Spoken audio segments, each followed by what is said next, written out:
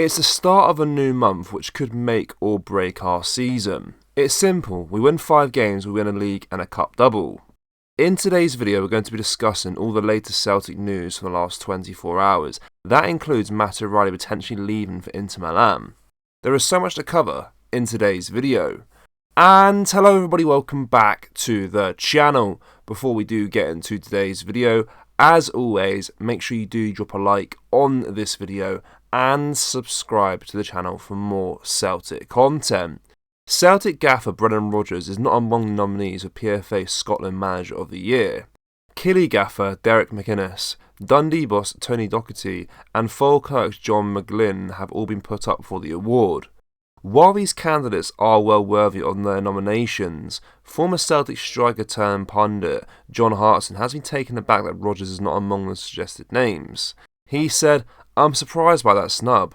Okay, it's not been a scintillating season like he said before, like the season where they were completely unbeaten. And I know they can't win the treble, but Celtic lost a few players in the summer and I don't think their recruitment was great in January. There could have been a few more players come in." He asked for quality. Every time you listen to Brendan doing interviews, especially after the Champions League games, he spoke about quality. But if he wins the league in his first season back, I think that's a huge achievement, I really do. There is a long way to go yet before any silverware is handed out. The criteria for Celtic to succeed are apparent yet difficult. Indeed, the 2 home games that lie ahead are the toughest domestic ones for the Hoops could ask for. This season, Rodgers and co have never done it the easy way, and one imagines that to be the case over the remaining matches. In the upcoming 5, the success of Celtic's season and Brendan Rodgers' return to the club will be dictated. Although the gaffer is not up for Manager of the Year, if he brings home the bacon, fans won't have many complaints. Just a quick one, boys and girls, to tell you that we have a new drop available on our website. We have the Brendan Rodgers Pope tee, along with the Celtic Ultra t-shirts. Do browse the collection by going down to the link in the description, or going to celticapparel.com. Anyway, let's get back into today's video.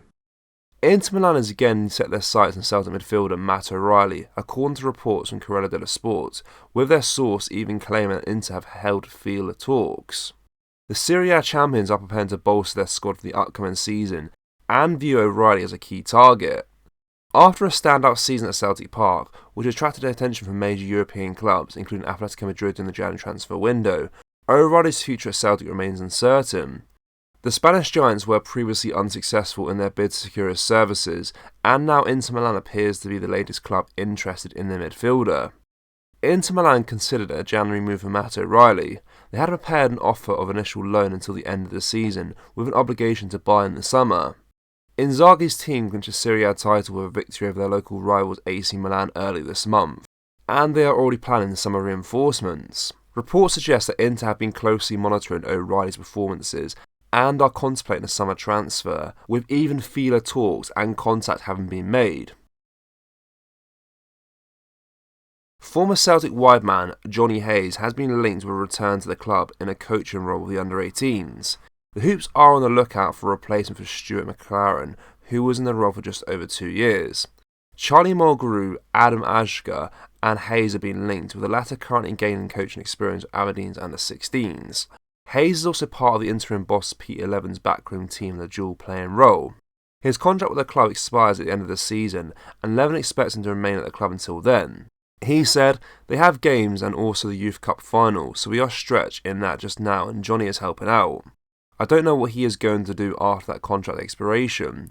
Johnny will play when I need him and he's still there. We are a little bit stretched for coaches, which is why we are all chipping in. Scott and Johnny are helping out." Many assume that Hayes will hang his boots up at the end of the season and go into coaching full time. While Celtic bringing him back to the club in such capacity may not appease a majority, he does have a respectable reputation in the Dons' academy. Levin said, "Johnny has opened that door by coaching the under-16s here. I have seen him put on a couple of sessions and he's a decent coach. What Johnny wants to do, we will support him.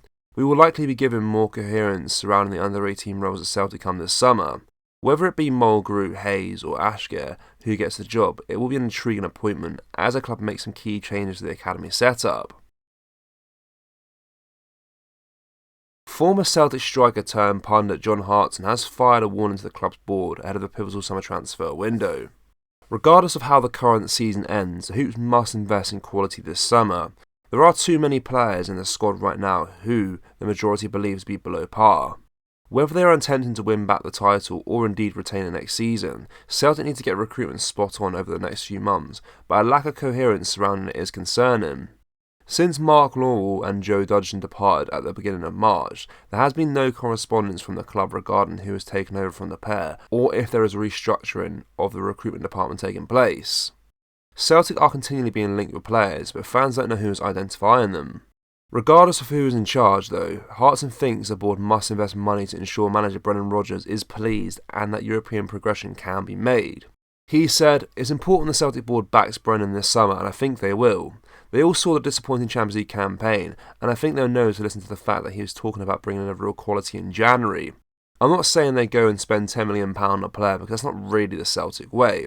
But I still expect the board to back Brendan. I think they have to. They need to help him get to the second phase of the Champions League because in recent years it's been awful. It really has.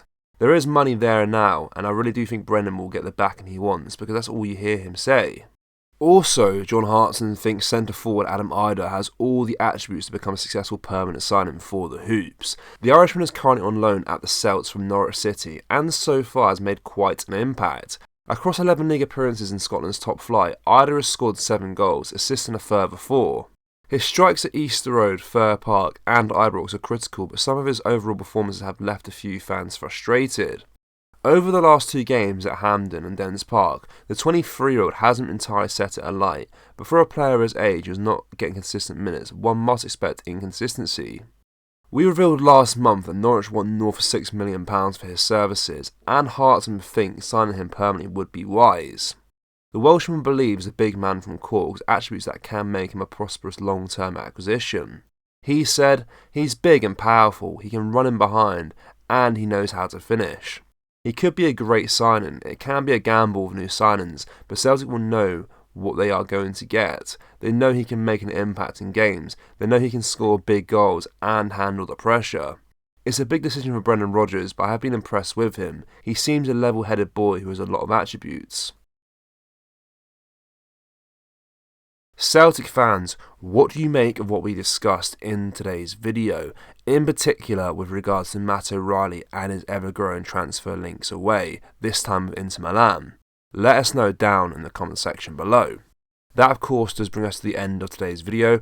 As always, make sure you do drop a like on this video and subscribe to the channel for more Celtic content. We have released some brand new Celtic t-shirts. You can go to celticapparel.com or just check out the link in the description. Thank you, take care, bye bye.